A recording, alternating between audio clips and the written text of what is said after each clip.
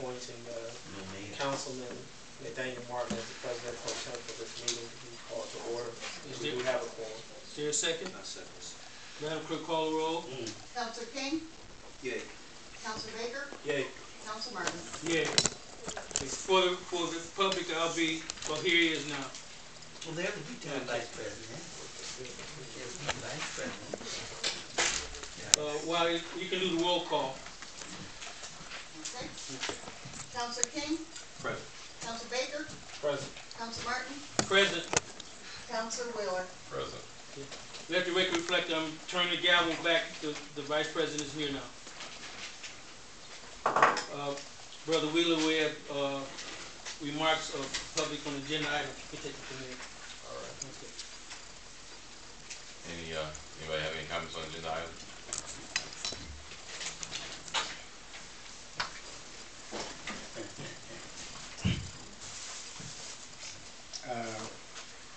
Resolution 6014. Excuse me, what's that?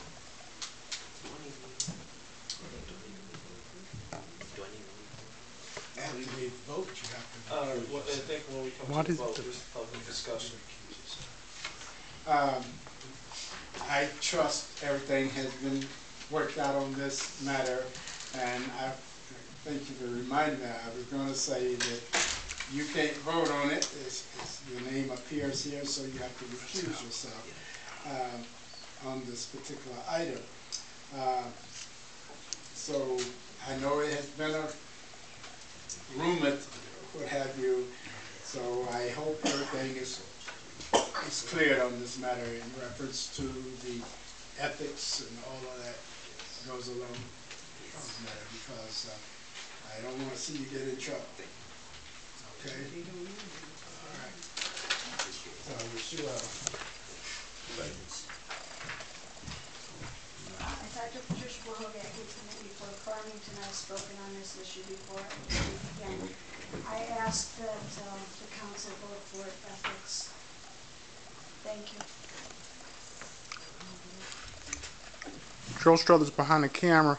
Is my understanding the first reading was for $100, and that was an emergency thing that we were voting on before, and now it's at $1,000, which makes this the first reading.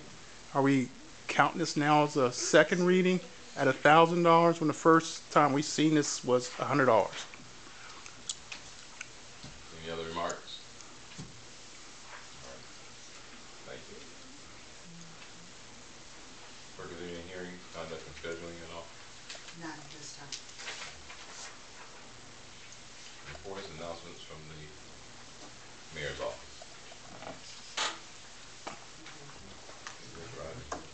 I don't have any information. All right, thank you. Point of order is just for the record, is Director Riley filling in for the mayor? I said I have no comments from the mayor. Okay. But my question is, who's filling in for the mayor? Is anyone? No one is appointed to fill in for the mayor. That's what I want on the record. You can move on. All right. Okay. Any old business? There's none.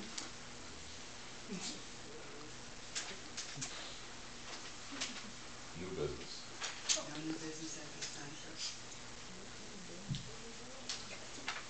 Confirmation of any appointments? None. Receipts, communications, and petitions? None in the office at this point in time. Reports on council committees. Start with the senior man, Martin. Yes, the Personnel and Appointment Committee met on the 9th, December 9th. And I have some good news. Let me start with the good news. Number one, Friday I was here. And I was downstairs speaking to Michael Smedley, and my clerk came and got me. I just happened to be here. And a guy called. He's donating 3 tons of coal patch. Okay. Wow. We acted on it immediately. So we got 3 tons donated. His name was Michael Dunn. He was PLM Corporation. And me send him a thank you letter from all of us. Brother Wheeler, Mansell, Brandon King, Mr. Riley. On behalf of the council and the residents of the city of East Cleveland, we would like to thank you for the unexpected and wonderful generosity you have shown by extending to us this much needed donation of coal patch to help repair our city streets. Once again, thank you. So you never know how things are going to work, but just happened to be here, and Tracy took the call, and then came down, and I was sitting down talking to Michael Smedley, so we both acted on it. So Smedley did it for the administration, and we talked to the guy over the phone, and I thanked him, and we gave him that. Also, December 9th, when I had my personal appointment committee meeting, the first good thing I want to talk about is Case West Reserve students. But before I do that, let me acknowledge Brandon King and Tracy Udry, our clerk, because they were a part of this report. Brandon and Tracy. Okay, this is some good information. This was a 6-month project that we're involved with. It's called the City of East Cleveland Ideas for Today and Tomorrow. Project Fiscal Turnaround, Revenue Generation and Cost Reduction. The students were Eric Hoffler from Case, Yun Lu, also called Grace from Case, Ki Jin Sung, called Coco from Case, and Tiana Stringer from Case. Okay. I summarized the report, and I want to again thank Brandon King and Tracy for coordinating. I also want to thank Case West Reserve. What was the professor's name that was here with them? Her name's on the sheet of Eugene. Jennifer, Let's see. Jennifer, I wrote it out for you. It's right on the minutes of the personal appointments committee. Okay. She's associate dean. Yeah, Jennifer Johnson, Associate Dean at Case Western Reserve University. Now, this was the purpose of their project. The purpose to assist the City of East Cleveland to find ordinances within a city charter that drive both revenue and cost generation. These are the 3 areas they focused on. They focused on housing inspection, foreclosure, and red light cameras, which has been the big issue not only in East Cleveland but across the country. As you know, Cleveland both theirs out. They conducted research on city council and found that the members are part-time and grossly underpaid. I would repeat, grossly underpaid. And let me add this to the situation. The members of council have not received an increase in almost 28, almost 30 years. So keep that in mind. Occupancy, inspections, and permits. We were compared to the cities of Garfield Heights, which is closer to us in numbers and population, and Dayton, which is a larger city. And this is what came out of it. Increased revenue, new streams, public safety and community development. Implementing occupancy permits and inspections will bring positive revenue for the city of East Cleveland. East Cleveland's project revenue, they're saying if we implement some of these concepts, we can raise almost $1.5 million to $2 million.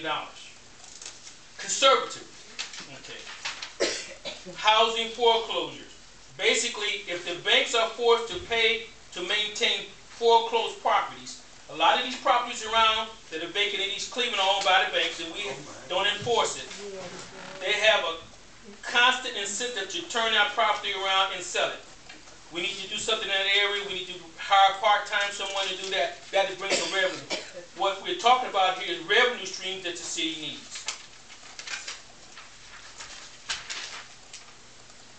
With the elimination of cameras and debt expenses, they looked at the cameras from 2 or 3 perspectives. But if you add all it together, they said we could bring over close to $2 million. Now, here are the conclusions, and these are the conclusions of their report. Don't forget the 6-month report, and these young people did a great job. Based on our research, we believe there is potential for more revenue in each of the areas we focused on. Occupancy permits, foreclosure procedures, and red light cameras. Regarding the red light cameras, we recommend maintenance on current cameras, raising the cost of tickets, and a punishment policy for unpaid tickets. In other words, we need to maintain the cameras. One of the things about while I was reading the document is only 3 are working out of 9.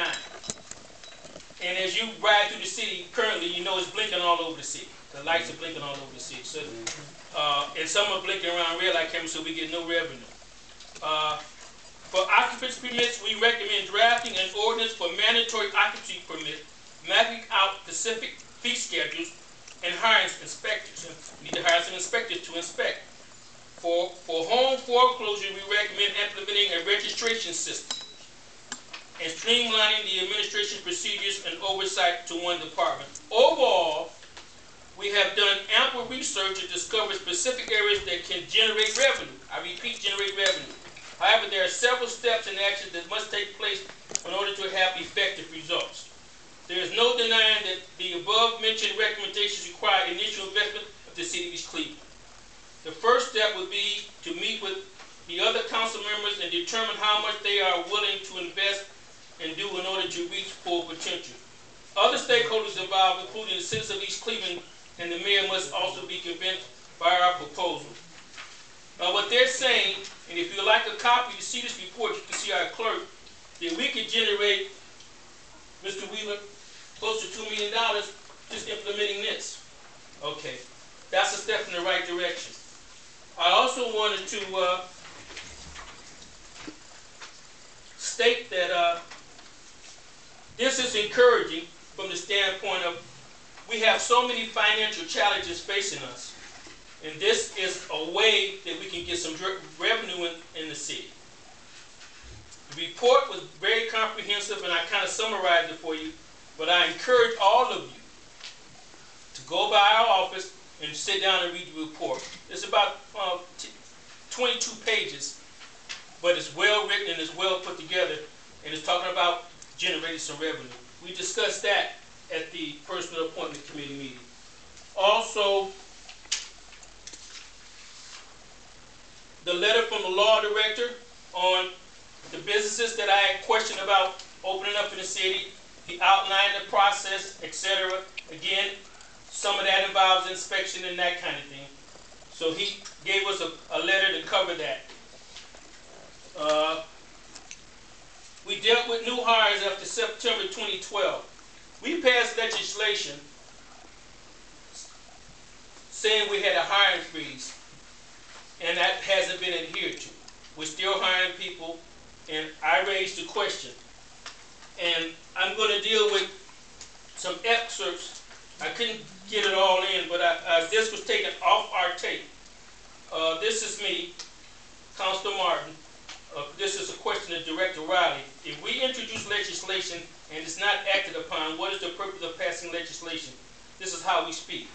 Director Riley, and I quote him here, Council has the liberty to legislate whatever they choose, but the implementation that if it in fact interferes with the administration, administering the city, it becomes a problem of separation of powers. Councilor Martin, legislation 9912 was passed to help bring down the rising deficit. But we're talking about the deficit. What generated this conversation was we got a lot of people right now in the city with some got 200, 300, 400, 500 vacation time. We don't have the money to pay it. My suggestion was that something be worked out that they start taking their vacation time.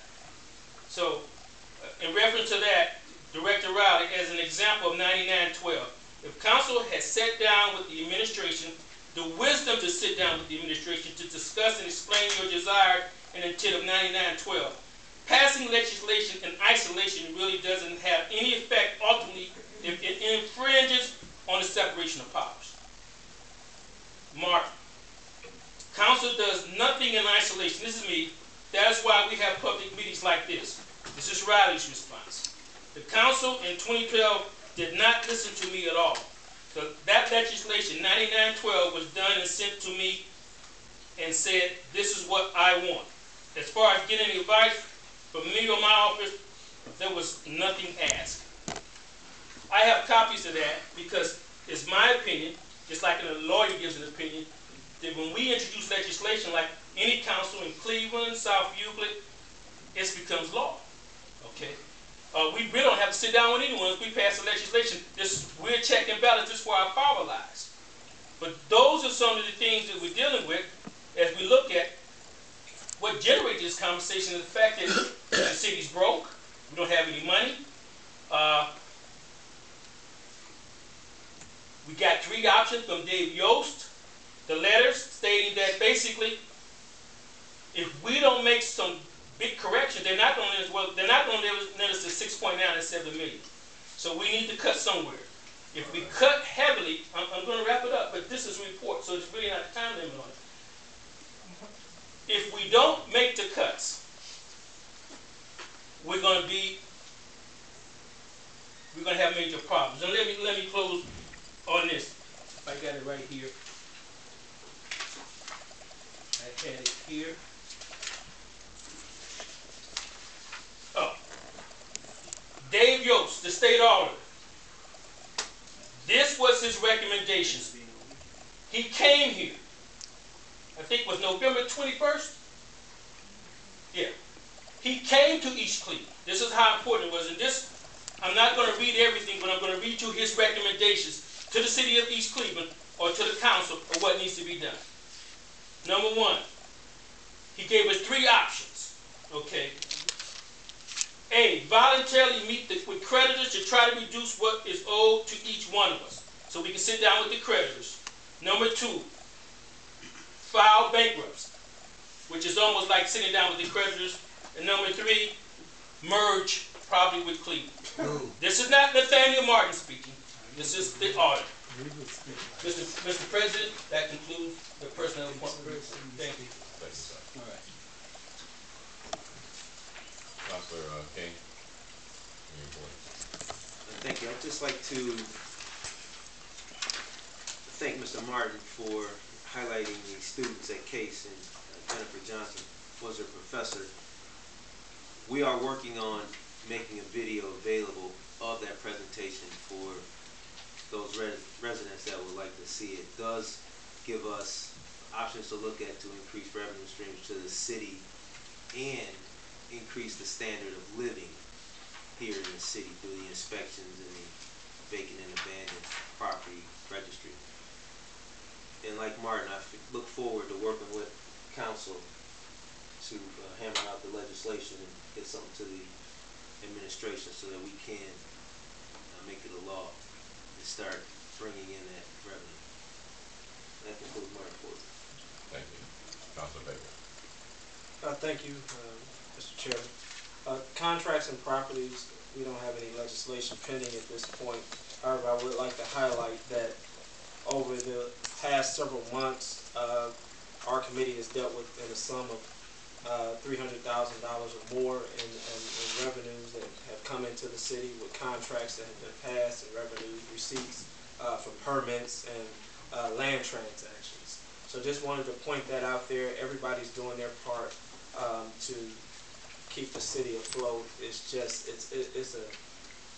it's a hard task that we have ahead of us as a city. You know, as the auditor indicated, we have some tough decisions to make as it relates to our deficits. Those deficits are great in number, over $5 million.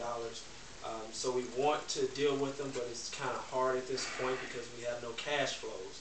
So if at all possible, we want to entertain all conversations dealing with some type of revenue that best suits the interests of the public and our city's continuance.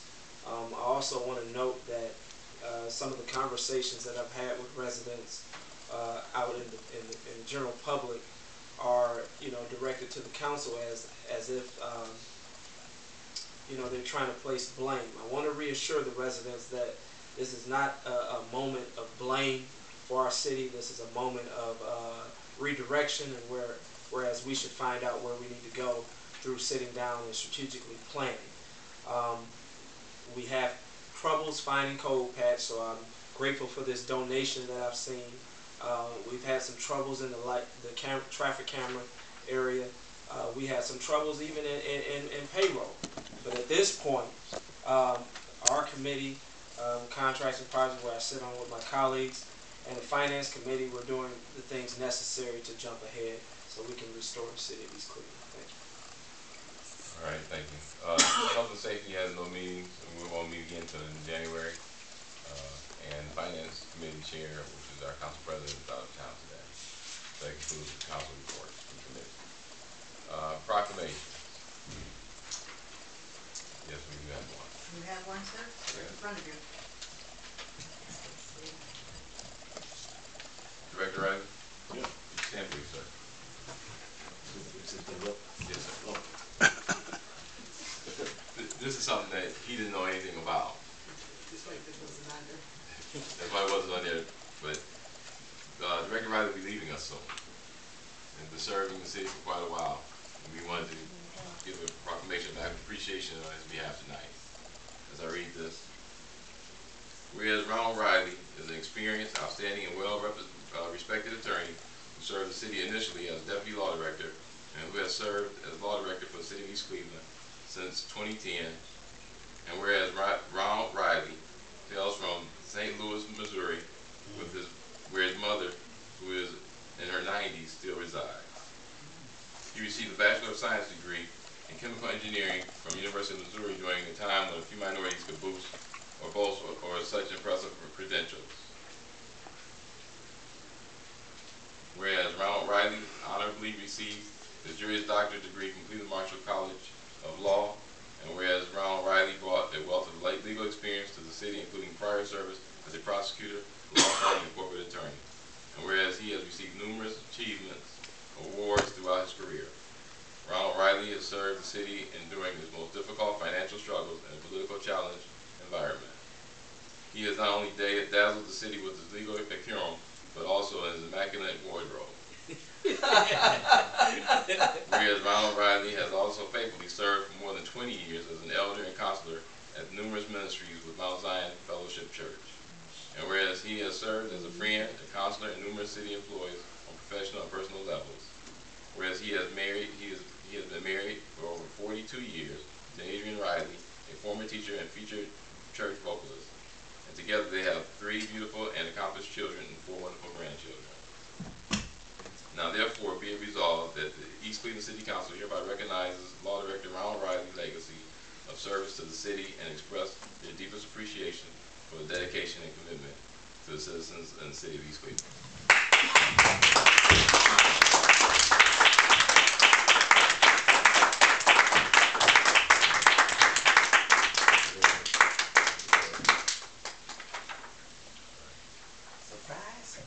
Thank you very much.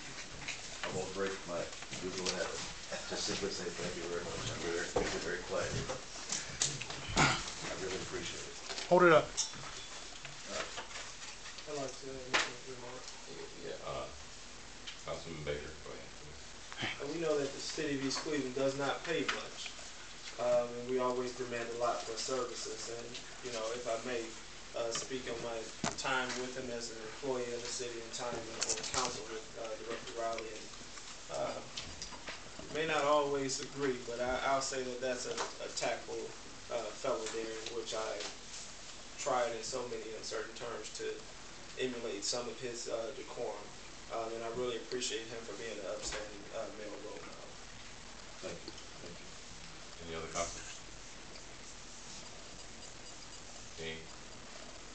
It's been an honor. It's been an honor to serve here, and it hasn't been easy.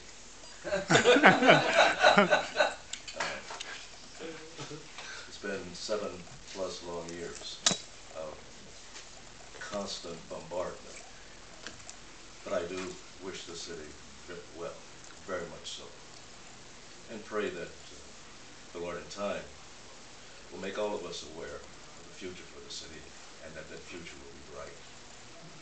Thank you very much. I appreciate it. Thank you. Thank you. All right. Sorry. Point of order. I don't see the proclamation for Sergeant Kyle Cunningham or a letter of condolence. Yeah, that's not completed yet. We're still waiting for the information for that. Okay, if I may. Funeral this Saturday. Okay, if I may acknowledge the fact that Sergeant Kyle Cunningham expired on Monday. He was a sergeant in on our police department. He first began as a patrolman, elevating to the K-9 unit, and then going to the detective bureau, and then obtaining the rank of sergeant, then back down on patrol as a sergeant. So I wanted to acknowledge that. His services will be this Saturday on Rockside at Calhoun at 10 a.m. And if we can just have a moment of silence for that.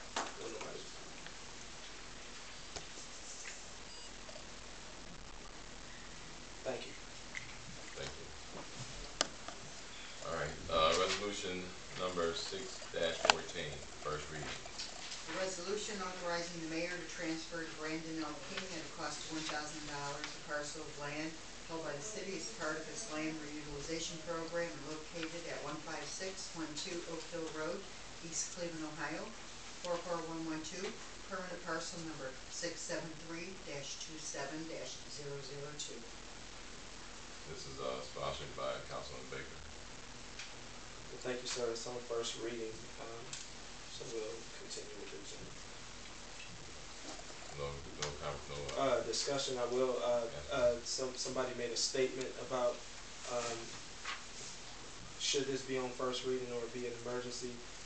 It's on first reading because it was assigned a different number. It has resolution 60-14 to it. The original one was not that number, so it is allowed to be on first reading and not be on second reading. And the emergency clause was taken off prior to it being submitted on the agenda. Okay. Thank you, Councilman Martin. Yeah, I just wanted to say, government can be very slow. This situation has been discussed over 2 years. And I always talk about process and procedure. And we went through that in this particular situation. I know that he's going to recuse himself from this particular situation. But he's met all the requirements, he's met all the ethical things, or whatever the case may be. We tweaked this closely, we held it off, we done almost everything, and the time is coming when the next meeting that we'll act. Okay? All right. Thank you. No further comments on that. Remarks and requests of the public. 3 minutes each. May 2 minutes. So I heard the presentation coming from Councilman Martin in reference to the students whom they had here from Case Western Reserve. But I'm listening to that very attentively, and everything basically is a penalty to the residents. And we, as residents, do their part as far as the taxes and things and our money to operate the city. I think the city needs to begin to find other avenues to generate revenue in the city, as well as do some rehabbing and rehabilitation to foster those revenues and not penalizing the citizens out of the city. This is why our city, and you find a lot of foreclosures and things going on now because of all the penalties that we suffer as a result of the city. Secondly, yes, council does have the authority to pass laws, and we have a strong mayor form of government. So let me be crystal clear about that, how government works. When council passed legislation, if it's not agreeable with the administration, we have a strong mayor form of government. What it means by mayor strong form of government means he has veto power. He vetoes the legislation that he does not agree with, or whatever the case may be. If it comes back to council, council overrides the veto, then it becomes law. And it's incumbent upon administration to implement those laws as they have been passed by this council. It is not the role of administration to dictate to council as to how they should legislate. Anything that they have a difference with, and this is irrefutable. That's the way it works from the White House to the outhouse. When Congress passed legislation, the president has a right to veto it if he does not agree with it. If they override it, it still becomes law without a signature. Same thing happened here. That's the way government works, from the top to the bottom. So, therefore, when this council passes legislation, they don't have to sit down with the administration. They can, if they so choose to, do you agree with this? To get his opinion, whether you agree or not. You are here representing the city and the people of the city. You are the representative. The mayor is here to administrate it and see that the services and things are provided to the citizen. And you allocate the money to see that those things operate. Thank you. That's the way government works. Thank you. And I don't know where that's coming from. I just thought you was gonna sit down without an argument. Good evening, Mr. Council and citizens of East Creek. My name is Waddell Townsend.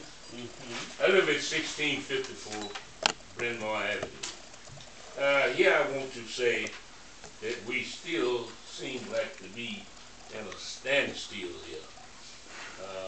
What I'm looking at, that we should come up with some kind of solution to help this city get some revenue here. Councilmen here, bring something to the public and give us some suggestions here to get some more revenue to this city. Second, I want to thank him for being with us all these good, happy years that you served in East Cleveland. And we're going to miss you. That's life. You come and go. And back where we were saying that I want to thank the guy that contributed us to the coal patches. Yes. We need them badly because they're tearing up our cars. Our city is so full of holes, I hate to come out the house. So we got to look at that a little more carefully if we can and see if we can boost the hole patching up a little. I know we can do a little better. I figure we're doing the best we can, but there's always room for improving. And the council, it's their duty to see that it's being taken care of. So I'm counting on you all to do a little better and stop eating so much. Get this city on the move. We can do stuff. I know we can do stuff. That's faith in it. So don't let us down. Let's make a showing. And secondly, get our engineers in here and do something about these lights. They make us look bad. Let's do something about those traffic lights. Thank you. Thank you. Kelvin Herbie, 14802 Elm Street. I got a long list of problems.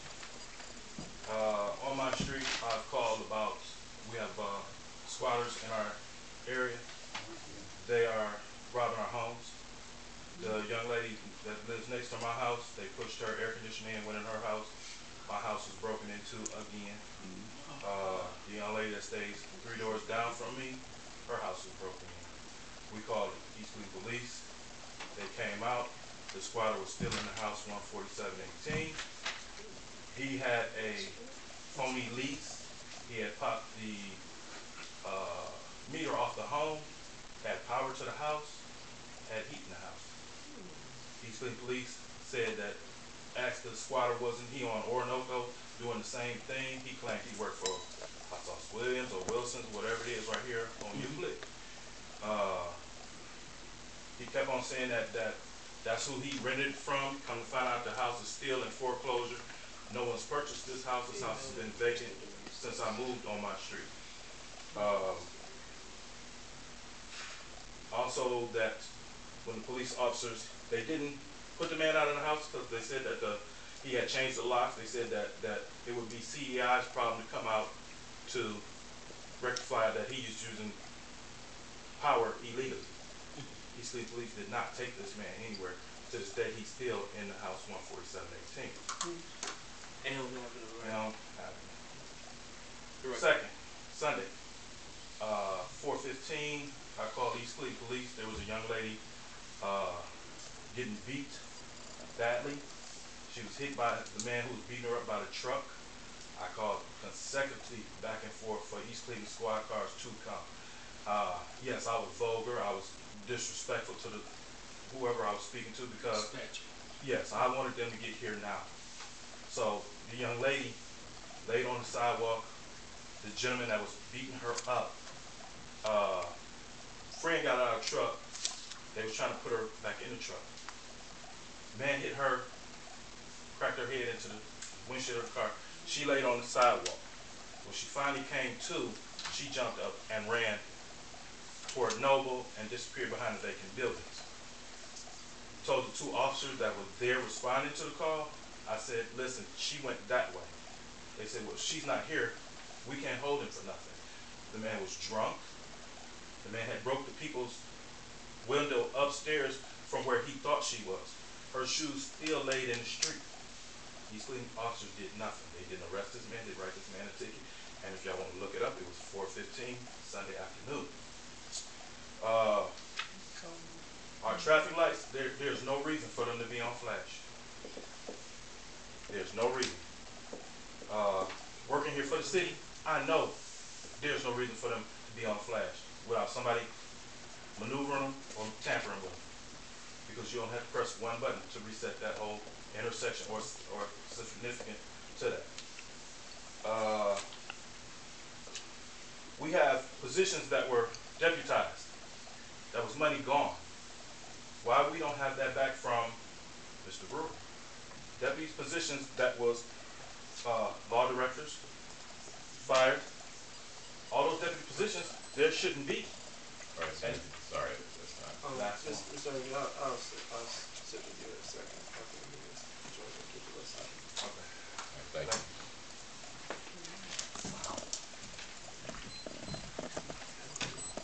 My name is Marilyn Sharpley, and I live at 1728 North Taylor. And I just want to say, I mean, some of you probably know who I am, and all the meetings I've been coming to get my street repaved. And I haven't been back here since it's been done, but I just want to thank you for all the efforts in the midst of all the issues and the ills of East Cleveland, for you to have accomplished this. This shows what the administration and council can do when they work together. And I'm speaking not only for myself, but everybody on my street. And they did a beautiful job. And now it's like everybody's really proud to have people come by. And I just want to say thank you. Thank you. Hello, my name is Paul Clinton Jr., live 1367 Charview. I was listening to you, Martin, that report that you made, and you know, what those people was talking about, what they did for East Cleveland, that's supposed to be going on every day. You know, don't get me wrong, but inspectors, we have inspectors, but they don't work for East Cleveland. They work for themselves. Like the guy just tell you about that house. These people come in East Cleveland, fix these houses up, rent them out. Houses have to be inspected by the city. There's no inspectors. I ain't seen that. Don't get me wrong. I know things tight. I know. But the thing is, what you were saying, that's law. It's supposed to be going on every day. Okay? What happened? We ain't got no inspectors, I guess. All right? So these other people out here taking upon them steps, they the inspectors. They pay for their own self. They pay the crackheads come in and fix the houses up. Whatever water. There's people turning the water on, turning the gas on, turning the lights on all day long. Like you said, police come. They can't put the people out because the lights is on. Light people don't care. As long as you call down and say, I live at 1367 Shelview, you pay this bill, they're going to turn the lights on. I had a guy come on my street, and I went down to check with him, asked him what he was doing. The house was empty. He said, well, I just bought this house, and I'm fixing it up. I said, okay, that's a good thing, you know. Girl moved on the street. She had 5 kids. And what happened was, she put the trash out on a Tuesday. So I went down and told her, you can't put trash out on Tuesday, they put out on Thursdays. Come to find out, we get in this conversation.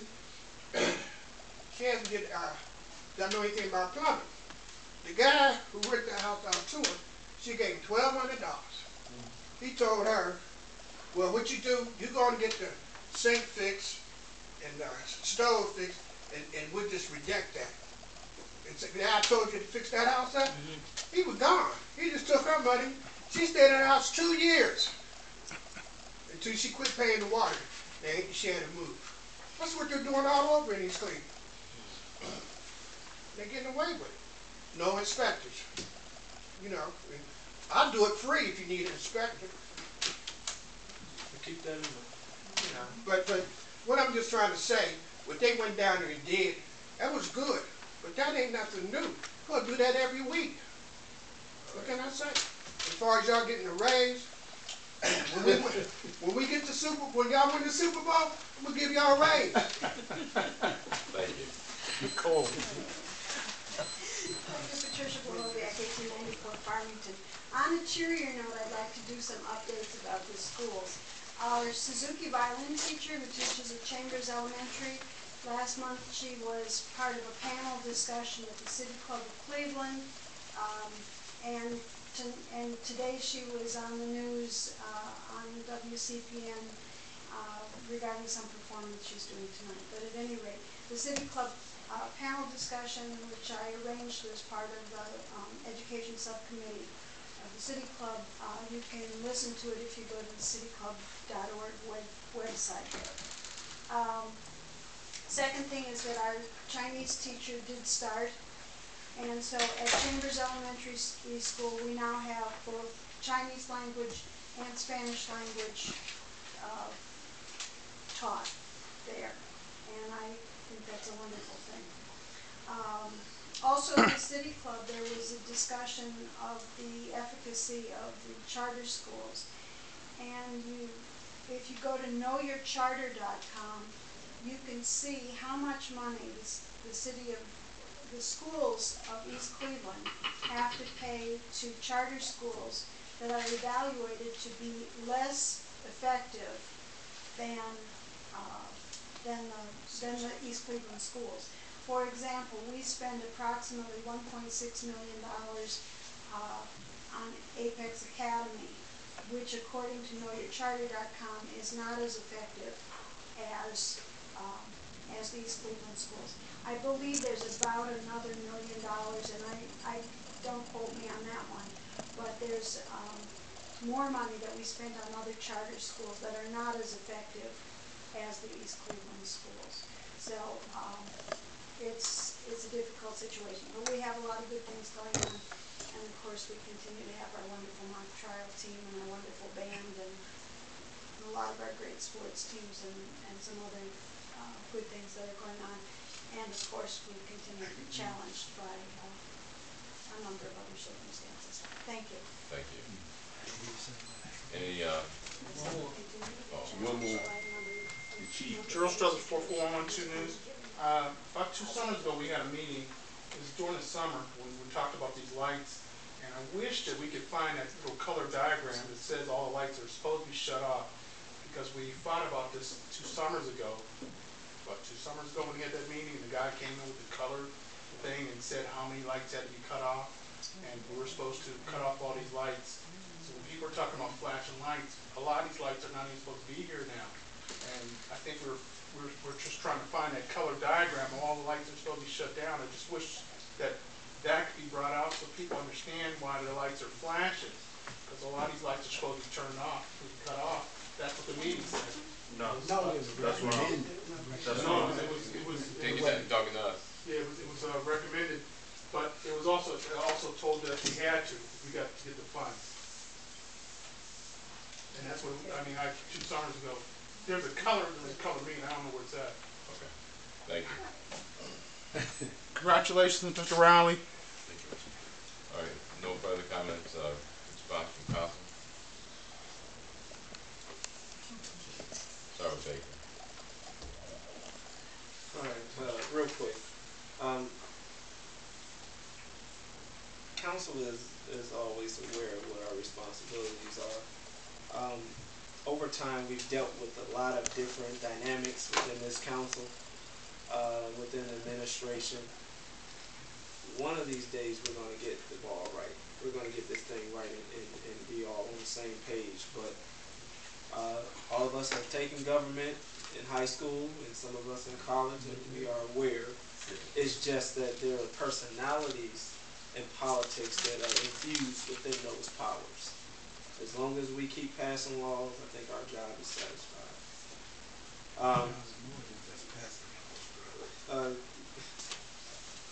All the other stuff is window dressing. I want to thank the residents for the activism. Ms. Sharpley, thank you for the thank you. We appreciate you coming back and letting us know that there's a job well done. And if anybody heard you, I did hear you. Mr. Townsend, we are helping get revenue into the city. Each council person is active in finding revenue.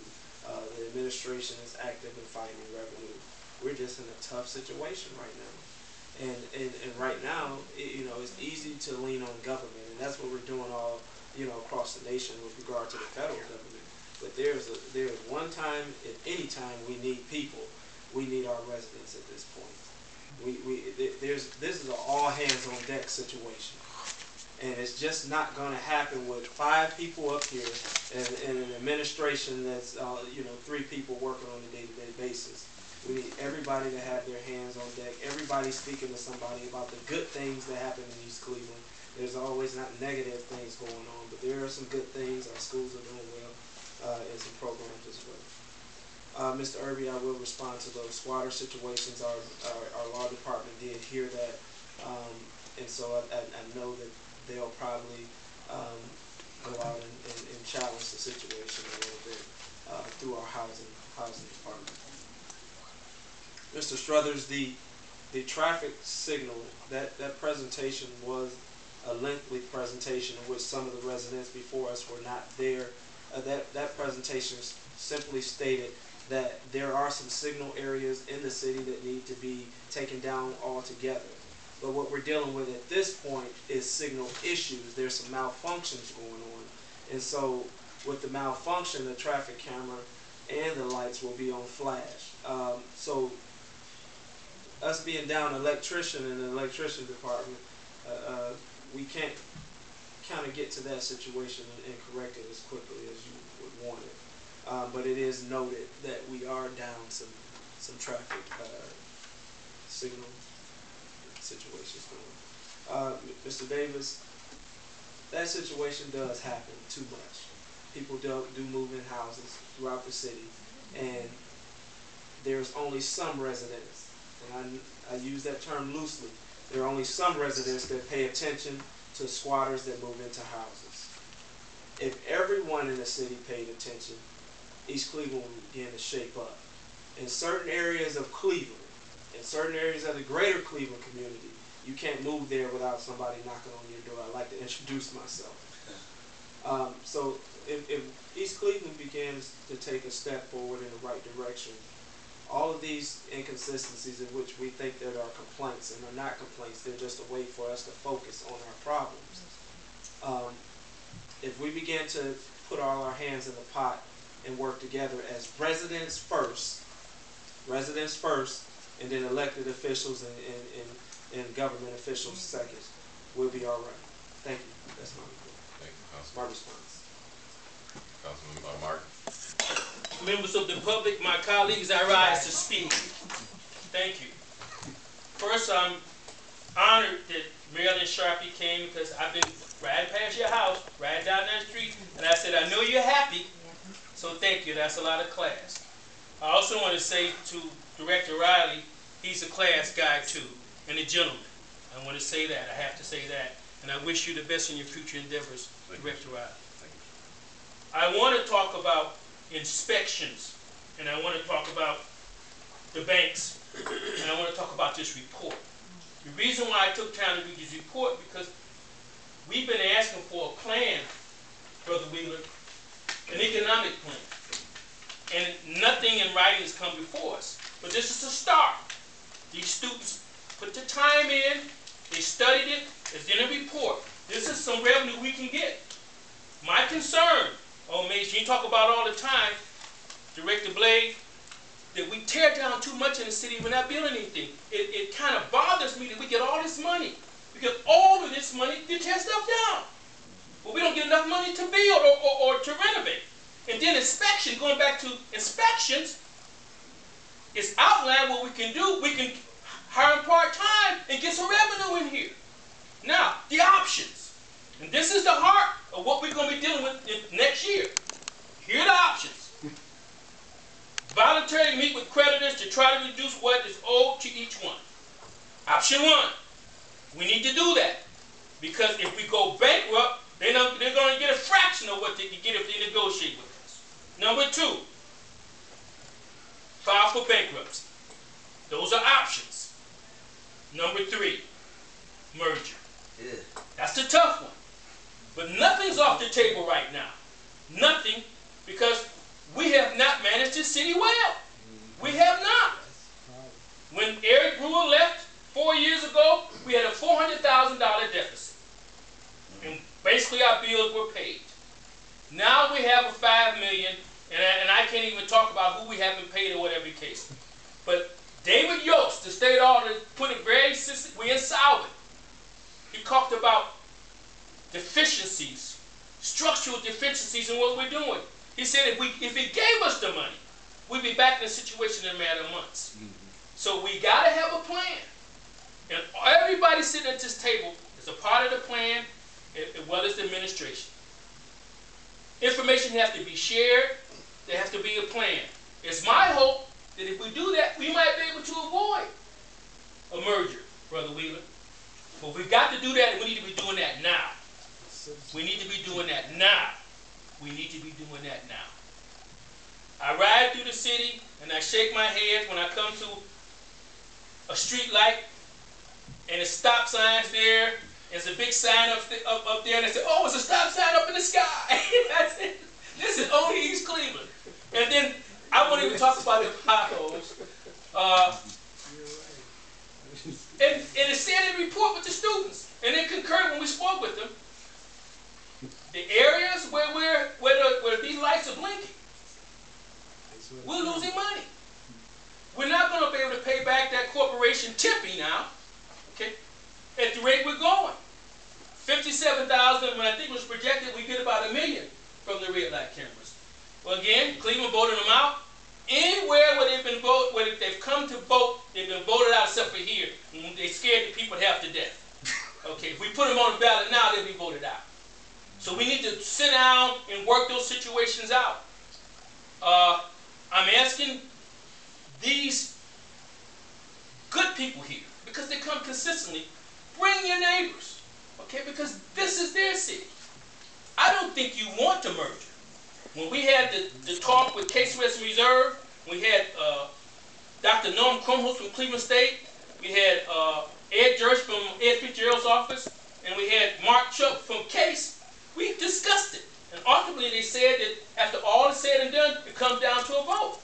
But if we get in the finance situation we're in, the state can step in and basically dictate what's going to happen. That's my concern. Okay, that's my concern. So what they're asking us to do, and I'll close on this, that we put together a plan where we can cover this. And maybe we can turn this city around, get people to move in.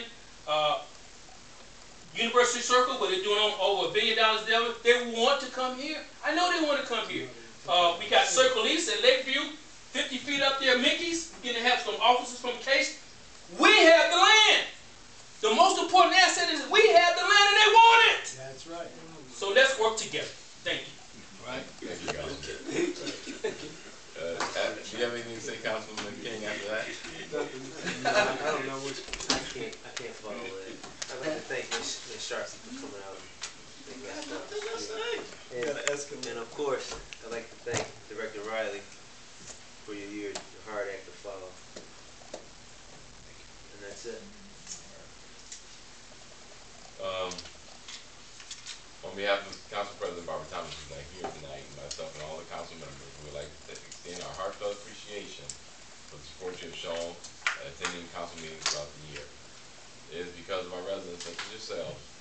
we have chosen to do the work we do.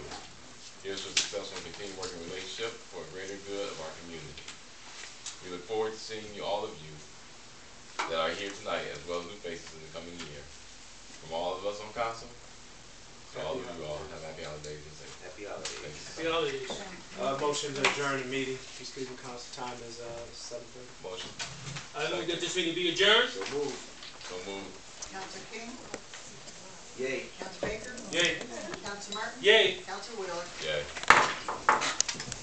7:33. Pass out those cards.